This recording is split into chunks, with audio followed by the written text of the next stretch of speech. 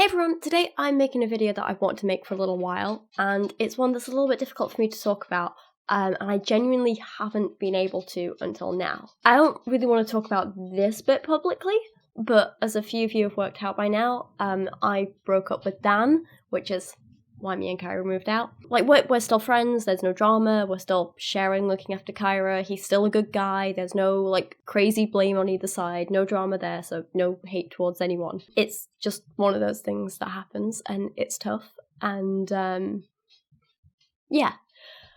But what this does mean is that I can talk about something that I have kind of, I think, mentioned maybe in live streams before, and kind of like half made a joke out of, but honestly is something that kind of terrified me a little bit. And I'm kind of happy I don't have to hide this story anymore, and I don't have to shy away from talking about this topic, because it's one that I've wanted to address for a long time. Dan's mum is part of a cult, and she tried to recruit me into that cult about 2 years ago. And I wish this was exaggeration or clickbait, but it's not. It happened just before I started my YouTube channel, or rather just as I was starting my YouTube channel. And as I say, I've kind of mentioned this half-jokingly in the past, but honestly, it was scary, and the more I looked into this, what I would call a cult, the more it terrified me, because I realised that this woman had put her children in danger, and I lost a hell of a lot of respect for her, and it caused a lot of tension, and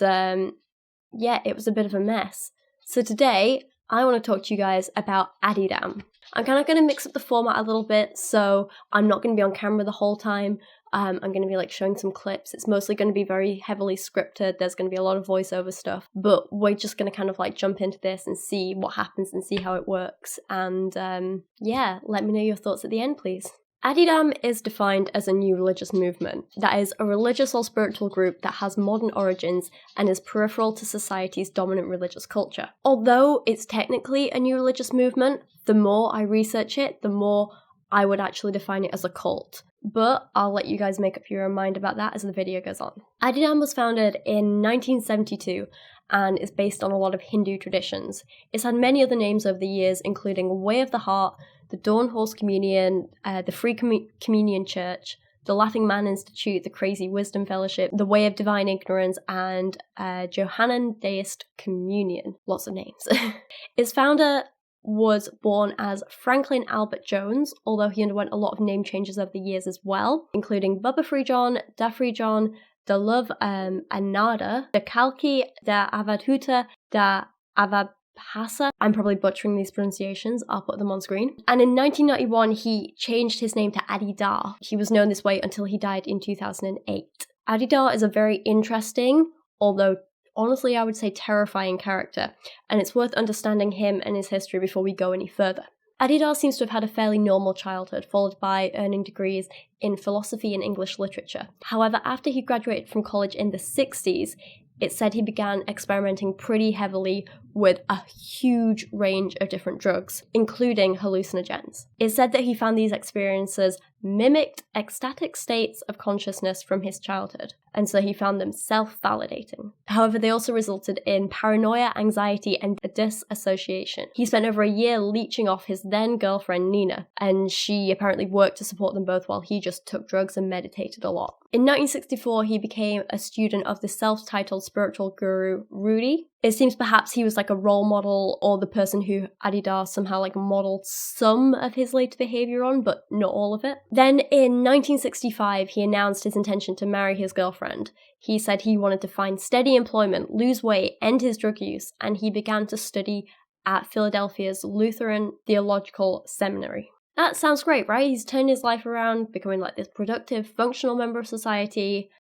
No. He had a massive anxiety attack, which he termed a terrifying breakdown, and it put him in hospital for a while. So at this point in his history, we're starting to see that Addydar is maybe not the most stable or reliable person, and it gets a lot worse. After a period of turmoil, he and his wife joined the Church of Scientology. Ah, goody. So at this point, I don't know about you guys, but I'm starting to not trust his judgment at all. That said, after a year, he left Scientology, he gave away all his belongings, and he travelled to India to live with, and I'm going to butcher this pronunciation as well, Swami Muktananda, who was yet another spiritual teacher. Sorry if I just screwed that up really badly. However, he found he was incredibly disappointed with this kind of teacher and his teachings in India in general, so he moved back to America. In 1970, it said that Adidar found a state of, and I quote, complete spiritual enlightenment, which he termed the bright, and he wrote a book about it, claiming that he had been born with complete awareness of the bright, but it had been obscured from him. And it's implied that all his later problems and his instability, or his spiritual journey, as he likes to call it, were a result of the bright being obscured from him and his journey to discover it again. He definitely thought he was something special, and that it was his job to share his gifts with the world. He got pretty mad when his spiritual teachers didn't understand or acknowledge the importance of his super legit discovery of the bright. So he kind of disowned a lot of them and was like, "No, enough." Maybe not in that voice. He got an ex-Scientologist friend to fund him, and he started lecturing people in LA in a traditional Indian style. So he was really charismatic in his speech, he was very good at public speaking, and he'd sit on this raised platform surrounded by flowers and fancy rugs, and he'd get all his followers to sit on the floor beneath him and around him. And he'd talk to them, he'd lecture them, he'd share his wisdom with them. This is just my opinion, but throughout all of this, I'm seeing some serious delusions of grandeur in this guy. But that said, the people absolutely ate up what he was teaching. They loved him, they believed him, and they believed he had an ability to, and again I quote, produce alterations in their consciousness. In 1972, he founded his religion, and it was originally called the Dawn Horse Communion. He also changed his name for the first time at this point from Franklin Jones to Bubba Free John. He divorced his wife, but he kept her as a follower of his religion, and he told his followers that he was the divine lord in human form. See what I mean about these grandiose delusions now? He literally thought he was a god, essentially. In 1974, the religion bought some land in California and moved some members there to experiment with communal living. Or so they called it. They were kind of some springs and some fancy fields and stuff like that. As the 70s continued, Adidar moved away from teaching traditional Hindu values and techniques and began using unconventional teaching methods, which he called crazy wisdom. It gets more bizarre. As part of this crazy wisdom, he started sexual theatre, which was, again and I quote, a form of psychodrama that involved public and group sex, the making of pornographic movies, and other intensified sexual practices. Drugs and alcohol use were encouraged. He tried to justify this as saying he wanted to, again, I quote, overturn unconventional moral and social contracts. But to me personally, it just sounds like a man who thinks he's special, trying to push the limits and see how much he can control people, what he can get them to do next, and enjoying every minute of it. He wasn't trying to teach them anything, he was getting something out of it. He was getting off on it, if you ask me. It's just my opinion. His teachings were often inconsistent and hypocritical too. One source writes that in Adidar's books he criticizes and denounces drug usage and forbids the use of drugs by devotees. However, in actual practice, he consistently used drugs himself over the years. He used and abused drugs such as marijuana, hashish, peyote, psilocybin, I don't know how to pronounce that one, sorry, nitrous oxide, exotic hallucinogens such as ketamine, and especially amyl nitrate, or rush. He often used these drugs to great excess. Despite once being married, Adidar despised the idea of traditional marriage, and it's said that he actually forced other couples to break up or switch partners, while he personally had at least 9 different polyamorous partners, which he called his wives. In the 80s, a wealthy follower of his purchased an island in Fiji. Adidar and his group of followers moved there, and he lived there pretty much until he died. Also in the 80s is where the controversy starts. Many ex-members made very public allegations about Adidar forcing members to engage in psychologically, sexually, and physically abusive and humiliating behaviours. Also, it's thought that Adidar was committing tax fraud at this time, but that's kind of nothing in comparison, is it? Many sources claim that some of the women he sexually assaulted were as young as 16, if not younger. Adidar and his organisation were sued for $5 million in damages for fraud, intentional infliction of emotional distress, false imprisonment, and assault and battery, among other things. Sadly, this lawsuit was dismissed the next year, but there were many other lawsuits which were settled with payments and confidentiality agreements over the next years. So while this was the biggest and it was dismissed, a lot of smaller ones weren't, and they were taken seriously. Scott Lowe, who is an Asian religion scholar, wrote of Adidam that he saw a pattern of abusive, manipulative, and self-centered behaviour. And he asked, does it necessarily follow that the individual who is liberated is free to indulge in what appears to be egocentric, hurtful, and damaging actions in the name of spiritual freedom? I personally think not. Unfortunately, these lawsuits and the kind of public shaming wasn't a wake-up call for Adidar. If you ask me, he kind of got worse at this point. He basically began asking people to worship him. He was no longer a guru. He was saying that he himself was almost like a god, and that he was the being that they had to worship. He claimed that one needed only to meditate on his image or body in order to participate in his enlightened state. One of his teachings claimed that there were 7 stages to life or realization, but that he was the only person in the universe that was at this 7th highest level, and he was the only person who could get there as well. Because of this, he said that the only way for people to free themselves from the self-contraction was apparently exclusively through devotional worship of him. If they did that, they could get to the 6th level, but never higher. They could never be on his level. According to Wikipedia, Adidar's followers often refer to him simply as beloved. Through devotion and service, it's believed that the follower's consciousness is gradually transformed in the image of Adidar's, which totally seems legit and plausible, right?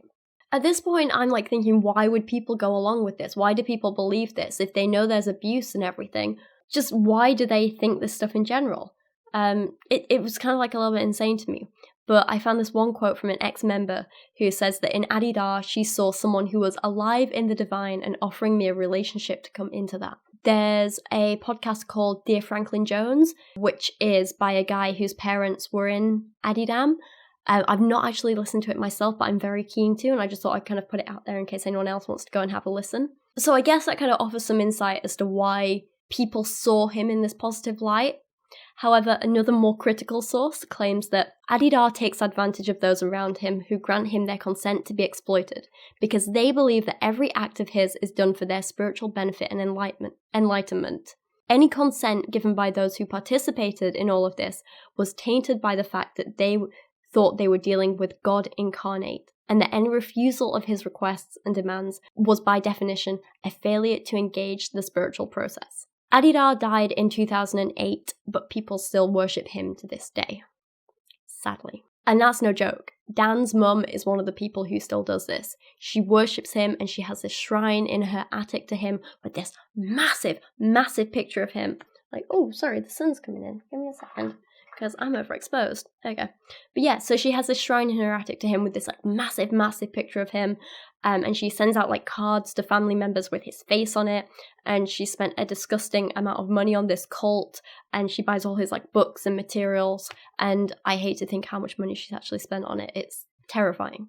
What really worries me, though, is that all the allegations of psychological, physical, and sexual abuse came out in the 80s. It wasn't until the 90s that Dan's mum took her 2 children, including Dan, to Adidar's island in Fiji to study Adidam. I don't understand how any person could endanger her children that way, knowing the allegations about him. It really, really disgusts me and worries me. So yeah, a particularly scary interview I saw from the 80s had Joe Khan saying that, as part of Adidam, children, including many who were under 10, were provided with alcohol and encouraged to drink in large quantities during parties with Adidar's inner circle, and elsewhere in his community.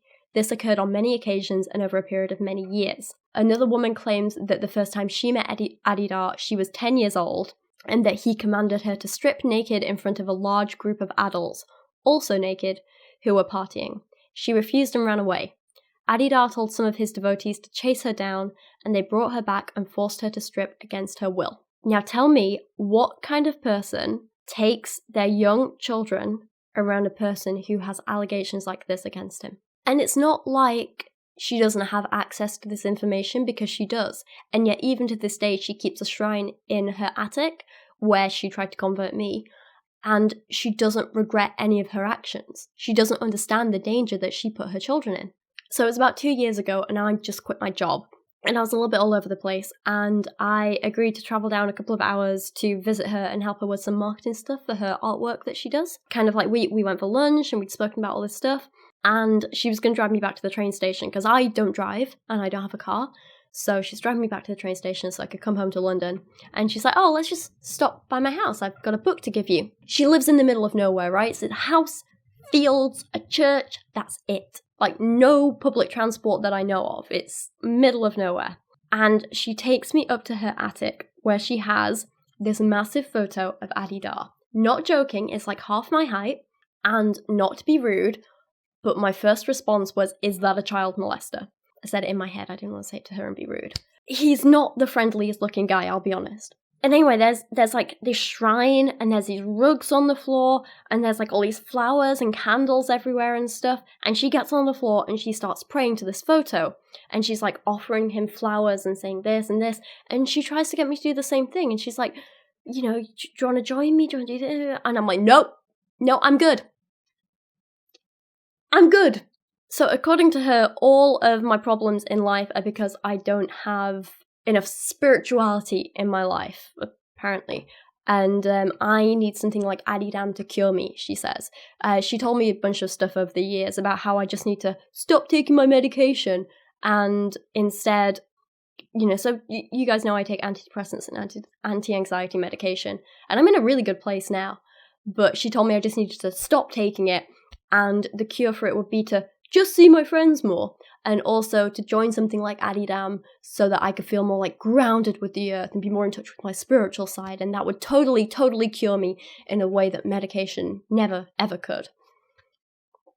Seriously. It's literally some of the most dangerous advice I've ever been given, and I'm so glad that I was strong enough to be able to see through her crap, because let's be honest, she was targeting me at a time when she thought I was vulnerable. She tried to sell her cult to me as my only way out and the only way to get better, and if I hadn't been stronger and more self-assured than she thought I was, then who knows what she would have convinced me of. Margaret Singer is quoted in a book on Scientology called The Church of Fear as saying that cults prey on the most lonely, vulnerable people they can find.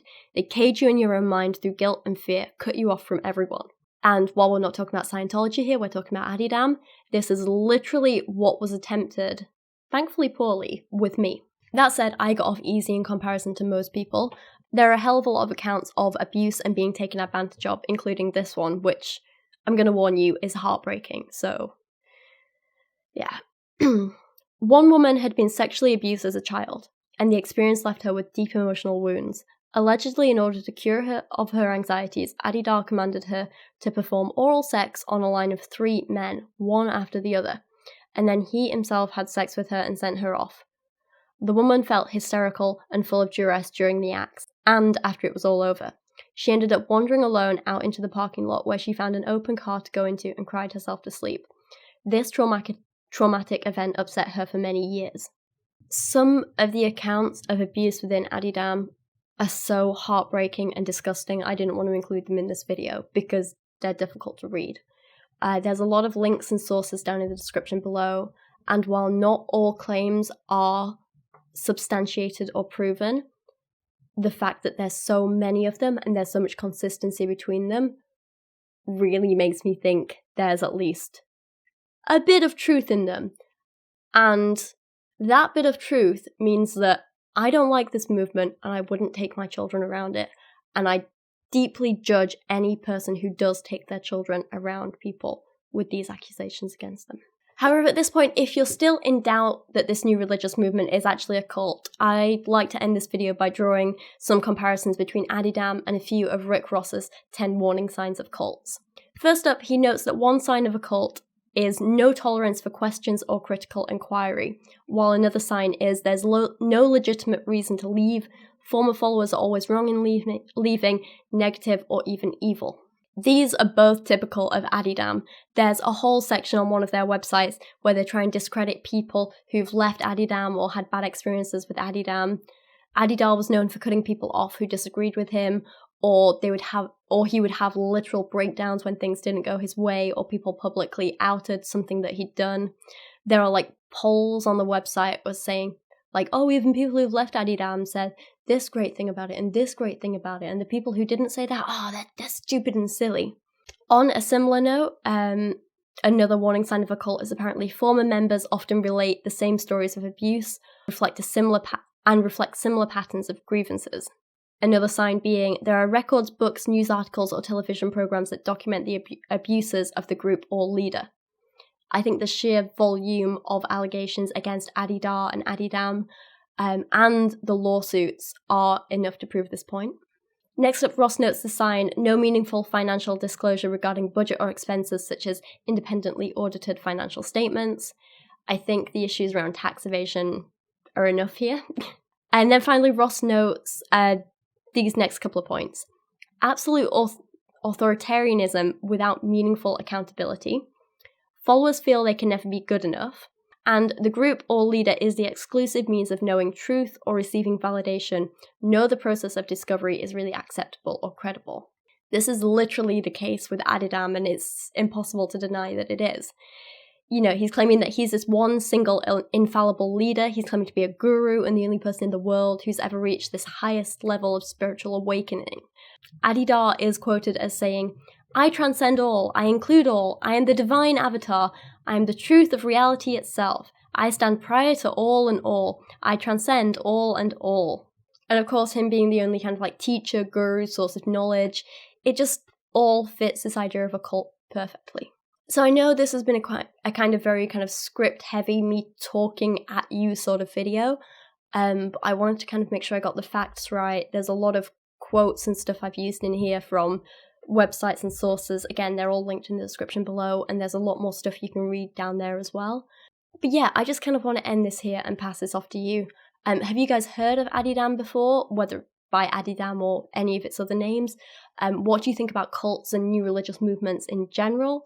What do you think of a person taking her young children to an island where allegations like this have been made? Like, what do you think of that whole process? Was I overreacting to be mad and worried about that? Or, you know, was I justified, basically? Anyway, a lot of stuff to say here. It's kind of an emotional video for me, but I'm going to end this here. Thank you so much for watching today. I appreciate you guys so much, and I'll see you again soon. Thank you so much to everyone supporting me on Patreon this month, with a special thank you going to Data Jack, Gambit and Chauffeur, Liv's Pantyhose Addiction, Christian Berg, Jadeon Sheppard, Robert Korte, Peter Kyrouac, Sir Michael Moore, Christina the Atheist, Christian Opitz, Sage Villarreal, Greg Ladd and Loren Hart. You and everyone else supporting me on Patreon is absolutely amazing, and I wouldn't be able to do this without you. Thank you so much. Roaming for days so I don't have to go home, wasting my time listening to songs you wrote about